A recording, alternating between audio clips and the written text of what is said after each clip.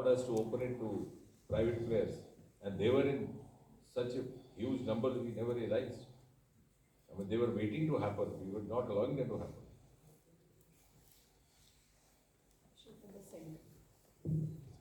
Good afternoon, Sagar from PTI.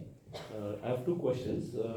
You're talking about startups. So, is there any mechanism to track how many of these startups succeed, and do you have a number that these many have succeeded and received funding on their own? Another question is, today is January 3. On any other year, the Prime Minister would have inaugurated the Indian Science Congress. That has not happened today. And has the government withdrawn support forever from the Indian Science Congress Association?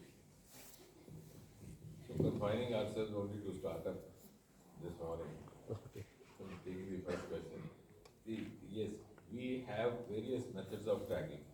In fact, I personally was interested, so we even studied the different tracking systems being adopted by different countries. Like, for example, one of the methods applied in US is that they have an annual meeting, others they get call up. We are very conscious of that, but we are not very much doing it very much officially because the movement has just picked up in India. So the more you try figuring out who has not gone beyond this, one is not, may sometimes have sort of demotivating effect. So let's come out with some success story, a larger number, and then we would actually be able to even publish. Because the success stories have now started coming one after the other. And they are still amazing. You see, the first ever private rocket manufacturing unit has been started in Hyderabad by the same two boys who were our first rocket launches from the private sector, Kota. And I went there just for my own learning and found that they had actually gone to the next level. They are producing rockets of much lighter weight because now they are using carbon material, synthetic material instead of using the earlier metals which we had. So that adds not only financial value but also technology value. So let these success stories emanate, and then we would, of course. But I think it's heartening. You see, what has given India esteem across the world is that we have proved ourselves in accomplishing in those areas in which we were not thought about much. Now, vaccine is one. In India, even healthcare is not taken very seriously. It's not a great priority even at the social level. If you fall sick, as I always say, you wait for a few days. If you get well, it's Maa ka Ashirwad. If you don't get well, it is Pichle Janam ka Karam. So you have all the counseling inbuilt.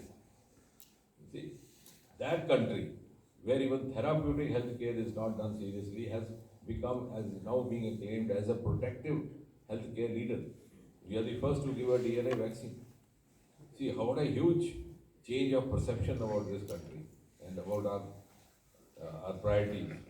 And the second, of course, is space. We started out much later. ISRO was established in 1969. Is that right, Pallav? And that was the year, you know what? It didn't make news for ISRO being established. It made news because the first human being in the form of Neil Armstrong, an American, had landed on this episode. So we started from where they had already accomplished, and today we are at South Pole where they are yet to reach, and they're looking up to us. So these, success stories have actually changed India's perception in the minds of the rest of the world.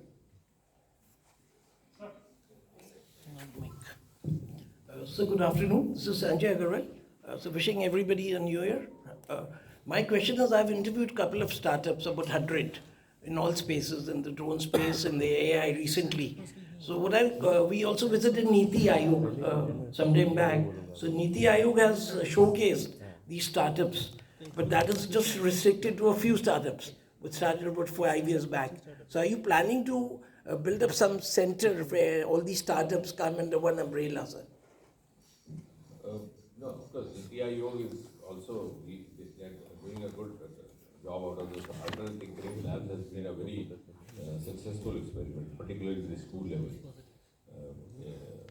especially helping us to identify the undiscovered talent among the youngsters and that is the time to catch them young, adolescent age. So, yes, as far as bringing them under one umbrella is concerned, we have a startup movement as such, but since, as I said, it got off only after Prime Minister made that appeal, somewhere in 2015 or 16 of the Red Fort. So we are rather in very early stage. But in spite of that, we are now being recognized as #3 ecosystem in the world. So which means we have a huge potential, we have a huge resource. So in 6-7 years, we have risen to #3 in the world. And then of course, as you rightly said, since we have to integrate, we may not be having a formal umbrella as such, but we are moving in the same direction. And to move forward, we have to have a common, and we would certainly make the amends as we move on. We are doing actually, because as we learn from the experience that we gain. Thank you, sir. Sir मैं श्रीकांत भाटिया हूँ sir. Sir मेरा इधर sir, ये आपके इधर sir.